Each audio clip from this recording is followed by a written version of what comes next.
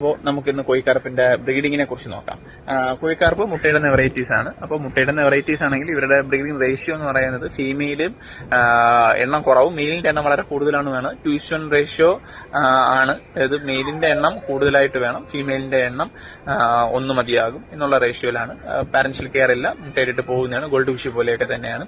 ഇത് നമുക്ക് induced breeding ചെയ്യിക്കാനും പറ്റും. അതേപോലെ തന്നെ നമുക്ക് നാച്ചുറലി ബ്രീഡിംഗ് പോസിബിൾ ആണ്. ഇത് മെച്യൂർ ആകുന്നത് ഒരു 6 മാസമൊക്കെ കഴിഞ്ഞ് വരുന്ന സ്ട്രെയിനെയൊക്കെ നമ്മൾ ബ്രീഡ് ചെയ്യിപ്പിക്കാൻ എടുക്കുന്നതായിരിക്കും ഏറ്റവും നല്ലത്.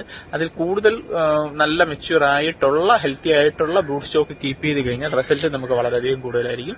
നേരത്തെ പറഞ്ഞ പോലെ നാച്ചുറൽ ബ്രീഡിംഗ് എന്ന് പറയുന്നത് അവരുടേതായ ആവാസ വ്യവസ്ഥ ഒരുക്കി കൊടുത്തു കഴിഞ്ഞാൽ അവർ ബ്രീഡ് ആകും. ബ്രീഡായിട്ട് നമുക്ക് അതിൽ നിന്ന് നാച്ചുറൽ ആയിട്ടുള്ള ഫണ്ടിൽ നിന്നെല്ലാം കളക്ട് ചെയ്യുന്നു.